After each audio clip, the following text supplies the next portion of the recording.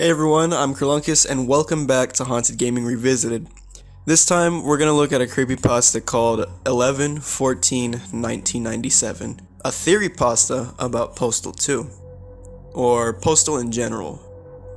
So with that being said, let's get started on this story.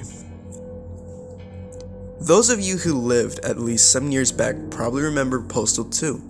With tacky advertising that promoted and coaxed the sort of mild controversy that can get you banned in Australia and possibly New Zealand, and enough edge to attract the die-hard support of those in the gaming and arts communities who talk about the games instead of actually playing them, it was a pretty mediocre first-person shooter that did everything Grand Theft Auto tries to do, only worse. That in and of itself is hardly a crime and hardly memorable, and the less said about Postal 3 or the film, the better. So why are we talking about it? Most people seem to blissfully recall the games as having stemmed fully formed from Postal 2, much like Troll 2. No Postal 1 ever existed.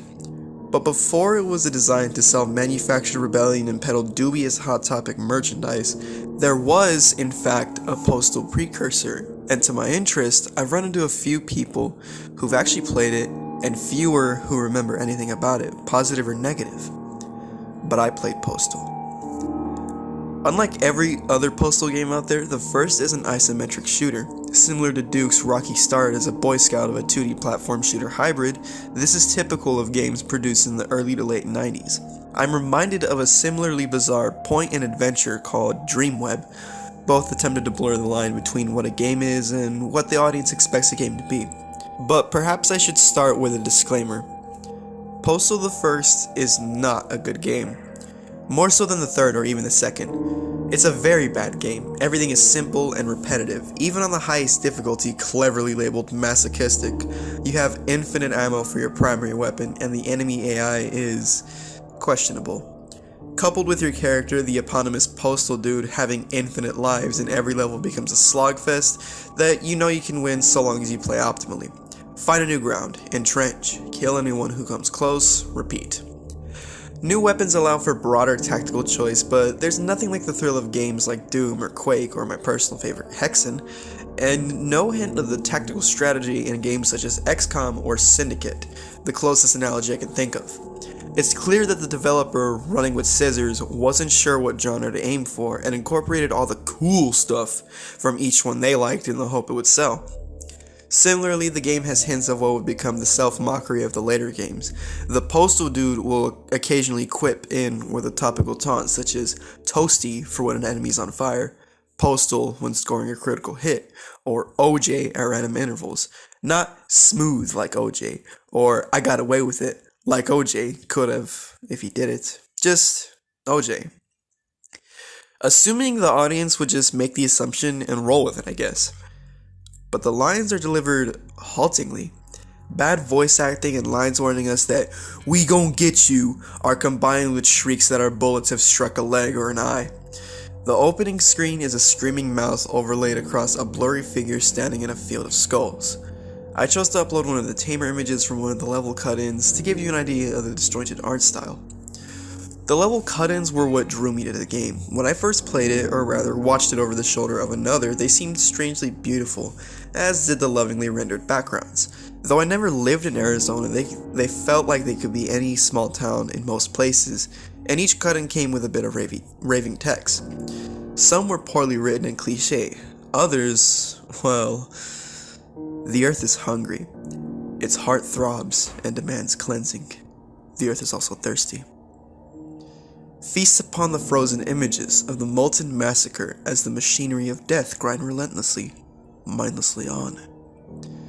For all the attention the later game received for being senseless and sensationalist, the first game genuinely delivers a feeling of uncomfortable dread and discomfort at times. There's no music in most stages, just ambient noise that could barely count even as a drone trance. Occasionally, a particular sound will grow uncomfortably drowning out the rest, then fade once more into the background. This combines with the moments of ridiculous cheese and lack of planning to feel somehow more uncomfortable. But mute the sound and just focus on the gameplay and it's pretty subpar. Even for this time, the game is hardly gorier than something rated T, and it's only the presence of the surreal cut-ins that somewhat challenges that. It's ridiculous any attention or hype was created by the game at all, and yet That's precisely what happened. One that this time tried to prove its cred by pointing out that this time you never had to kill a single person. That was true in the first game as well, though. You never had to kill unarmed civilians, they just got in your way and sometimes were excellent meat shields. One memorable stage has a full marching band that plays the Stars and Stripes forever as it strolls by. Both you and your opponents gun through them and the attending civilians without any care for the casualties. Cries of, "You can stop shooting me, jerk, I'm already dead," mixed with the frantic sobbing of the wounded fade and then stop. I press Q to kill myself. The button is constantly there should I have a bad start and want to try again. Not so much for the other unlucky souls. Why was so much effort put into this game if it was designed purely to drive up fear and anger, and thus generate corresponding buzz? Why were there so many genuinely dark themes left in, like the ending, which has the protagonist, having killed everything else alive, open fire on an elementary school only to find that none of his bullets do any harm and collapse in a stunned, resigned stupor? My belief is that Running with Scissors was conflicted. They wanted to genuinely discuss the dehumanization and ritualization of violence in our culture, our authority, and every aspect of our lives. And they also wanted a quick buck and knew just what sort of interesting fear they could create with a game like this. The latter turned out to be profitable, so any claim that advocates of the series have been somewhat hypocritical, the games surely do profit off of violence, mob mentality, and fear, even as they poke fun at those who wring their arms and flail at the mere mention of such things. But more than anything else, Postal was a product of its time. Fears about the future, about security, and about the increasing inability to rely on education or status to help your family or even just to survive were everywhere. The narrative of the game laid forth stage cut-ins as journal entries, dates of times or massacres. Though they served as a retrospective for Postal Dude's rampage, I feel they serve better to mark as a sign of the game's age.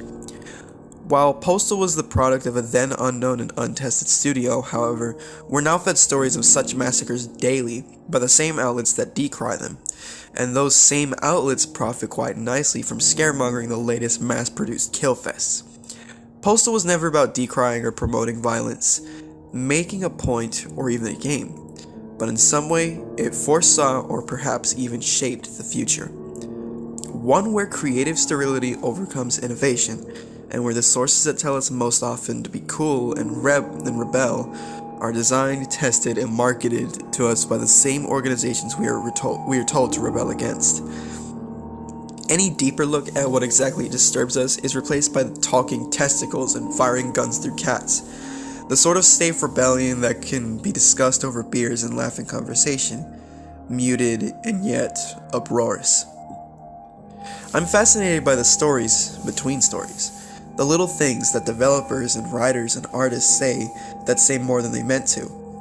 As those who keep up with my writings have noticed, it's probably a theme of mine. Postal is, to me at least, the perfect example of this. Simultaneously far less offensive than it was claimed to be, and yet the worst, and most interesting parts, hidden in plain sight. There are several people in the credits who had no later involvement with the franchise, one only wishing to be known as the Painkiller. What exactly they added and why they made no contribution to the later and more successful games will have to remain a mystery. So for a theory pasta, this actually seemed pretty interesting. I liked how it took the perspective of the game Postal, which is in fact a real game. I'm not sure what they were talking about in the beginning, that there was no Postal 1 because, well, I mean, it's the game I'm playing on the screen right now, obviously.